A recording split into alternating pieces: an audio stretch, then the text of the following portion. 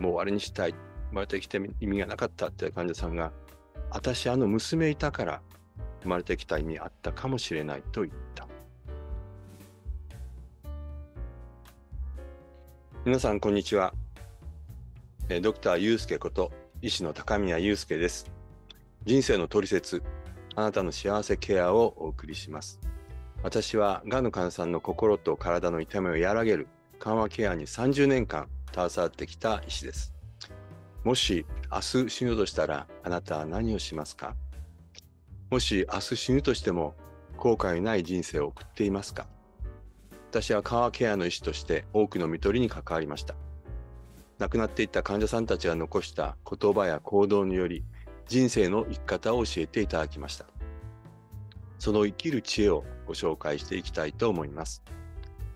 第3回のテーマはスピリチュアルケアです。スピリチュアルケアに必要な傾聴について分かりやすく説明します。キーワードは反復です。第2回でご紹介しましたスピリチュアルペイン。特にがんの患者さんたちが言われる、なぜ私ががんになったんでしょう。なぜ私が死ななければならないんでしょうか。早く終わりにしたい。私の生まれてきた意味や役割は何でしょうか。こういった問いかけであります。スピリチュアルケアについてお話していきますが、まず、専門家のスピリチュアルケアもあるんですね。臨床傾聴師とかスピリチュアルケア師とか臨床宗教師とかいますけれども、まずお話したいのは、もっと身近なところにもこのケアはあるということであります。例えば皆さんの、家族や友人が苦しむときに皆さんがケアをする可能性もあるというお話をしたいと思います。その例として、患者さん同士でもケアをしたって例をお話したいと思います。中年女性が2人、末期のがんでホスピスに入院していました。2人部屋です。2人とも寝たきりなんですが、1人の患者さんは夕方暗くなってうめくように言った。私なんか生まれてきた意味なかった。早く終わりにしたい。それを聞いた隣の患者さん、カーテン越しなんですが、そう、辛いわね。でもあなたこの前娘さん面会来てたねって言ったら、もう終わりにしたいって患者さんが、そうそう、娘はね、その生い立ちからどんなに一生懸命育ったかを話し始めた。隣の患者さんはカーテン越しに、そうだったのって相槌を打ってただけなんですが、30分話し終えた時に、もう終わりにしたい。生まれてきて意味がなかったって患者さんが、私娘いたから生まれてきた意味あったかもしれないと言った。これで全てが解決だけではありませんが、ケアのきっかけにはなった。隣の患者さんは何をしたのか。評価をせずに傾聴した。ただ聞いたのであります。何を聞いたのか。ライフレビュー。ちょっと難しいかもしれませんが、人生の物語、宝物を聞いたのであります。患者さんって、そこにいる、病棟の市長さんとか外科部長さんに話すわけではなくて、案外若い医学生とか研修医とか看護師さんに話すかもしれない。患者さんって苦しむ人って直感的に選ぶんですよ。この人だったら聞いてくれる。ちょっと暇そうにしてるっていうのも大事かもしれませんけれども、それ言われた方も辛いんですが、でもそれは言われたってことは、そういうことを投げかけられたってことは、ある意味選ばれたということでもあります。もう一つお話していきたいのは、高齢化社会、お年寄りたくさんいらっしゃいますけれども、お年寄りの昔話のようでも、その中にさっきのライフレビュー、人生の宝物がある、大切なものがあるというお話であります。私は新潟のホスピスにずっと通っておりました。そこに入院してこられた90歳代の男性の話であります。彼は入院してきてすぐに医師である私にこんなことを言ったんですね。先生、私はもう一度死んでるんです。死ぬっていうのは死んだ仲間に会いに行くことだから怖くないって言われたんですね。どういうことですかって聞いたら、彼は20代前半の頃でしょうか、神風特攻隊に入隊していたんですね。皆さん、永遠のゼロって聞いたことありますかね。テレビか映画か小説家で見たことある人、どうでしょうか。まさにあの状況でありました。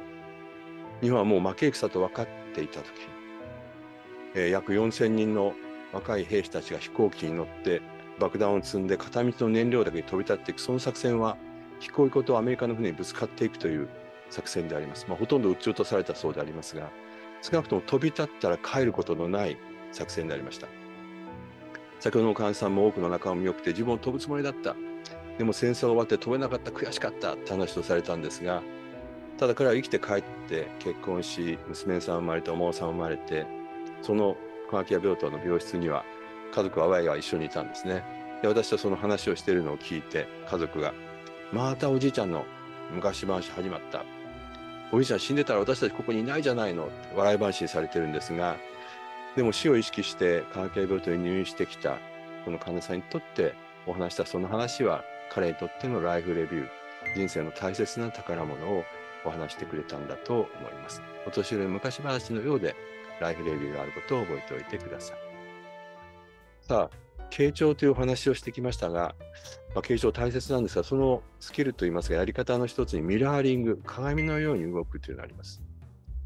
ただ皆さんもやってるかもしれませんね、自然に。例えば友人が落ち込んで、肩を落として座っていた。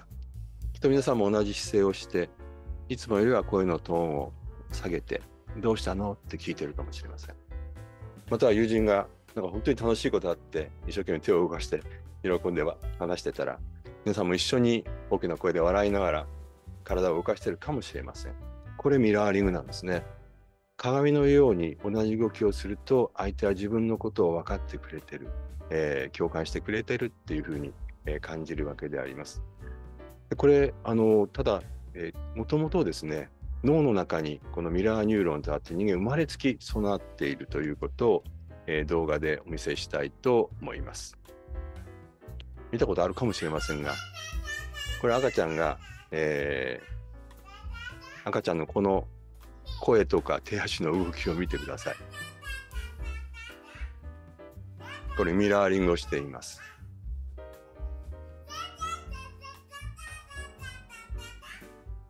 ミラーリングをすると嬉しい。ちょっとまだまだ見ていきたい気がするんですけれども、このように私たちは生まれつきこのミラーニューロンと思っていて、ミラーリング同じことをして、傾聴、共感をするということがありますが、ただこれはトレーニングしないと、退化するとも言われています。もう一度スピリチュアルケアのやり方というところに戻っていきたいと思います。このキーワードに傾聴の中に反復、そして沈黙で待つというのがあります。反復っていうのは相手の言葉をそのまま返す、相手の使ったキーワードを返す。例えば命がけでとか、心をナイフでぐさぐさに刺されたようなとかですね、そんな言葉返していいかと思いますけど、患者さんが話した言葉は安全です。あとちょっと長い話だと少しまとめて返すということもあります。早く死にたいって言われたら、そんなこと言わないで頑張りましょうよ、励ましたくなりますけれども、安易な励ましで患者さんは次の言葉を継ぐことができなくなってしまいます。早く死にたいって言われたら、早く死にたいって思っておられるんですねってそれを返すんですね。何が起こるか、患者さん自身が自分の言葉を聞く、そしてその先にある自分自身の答えを見つけていくということであります。少し沈黙が必要かもしれません。ちょっと反復を繰り返す、例を、示したいと思います。患者さんとのやりとりです。まず患者さんから。私なんか生きている甲斐がない。ただ寝たきりで天井を見ているだけ。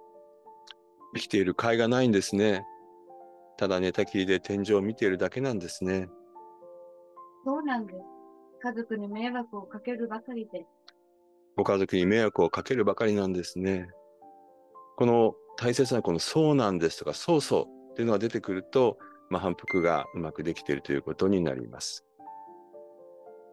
そうなんです。家族はいるだけでいいと言うんですけれど。ご家族はいるだけでいいって言われるんですね。そう。私がこんな自分を認められないんです。ご自分でご自分を認められないんですね。一生懸命生きてきた自分を認めてあげたいんです。このやりとりにそうなんですとかそう、これも大切なんですが、医師は、同じ言葉を反復しているだけなんですが、患者さん自身が自分で自分の中の答えを見つけていこうとする例であります。皆さんはそういう専門家ではないので、皆さんの家族とか友人との会話とか、または何か入院している面会に行ったときに、自分の価値観を交えながら聞く。自分の言葉で心から励ますということも、ちょっとこれ矛盾しているかもしれませんが、ありだと思います。例えば、なぜ私がしなければならないんですか？反復は沈黙をしながら。でもこういう正直な言葉もいいと思います。何かお気持ちを支える言葉をかけたいんですが、良い言葉が見つかりません。でももう少しそばにいていいですか？皆さんの大切な人が苦しむとき、その良い言葉ってなかなか見つからないと思います。でも見つからない、そういうことは見つからないけど、そばにいていいですか？これもありだと思います。毎回幸せケアワードをお伝えしています。今回の幸せケアワードは傾聴です。苦しみの中にいる家族や友人を傾聴により癒すことがあなたにもできます。あなたの大切な人のためにこの言葉を覚えておいてください。スピリチュアルペインケアの研究会のお誘いです。私が代表を務める大学病院の緩和ケアを考える会では、スピリチュアルケアをテーマに研究会を開催します。10月8日は医療者向けです。病院で死ぬということを書かれた山崎文夫先生や心理師、臨床宗教師などの講演があります。11月12日は学生向けです。どちらもオンライン開催です。医療者以外の方もご興味があればご参加ください。また昭和大学のリカレントカレッジのお誘いです。私と私の息子の高宮慎之介のコラボ講義です。リカレントカレッジは基本はオンラインですが、初日と最終日は対面で実施します。都合が悪い日は後からオンデマンド視聴も可能です。私は生山本リンダの披露予定です。ぜひご参加ください。また、小中高校生、一般の方向けに命の授業を出前出張でお届けしています。リットリンクの QR コードからご依頼ください。本日は見てくださり本当にありがとうございます。もし動画を見て何かを感じたり考えてくれたら嬉しいです。チャンネル登録、いいねをいただけると私も励みになります。それでは失礼します。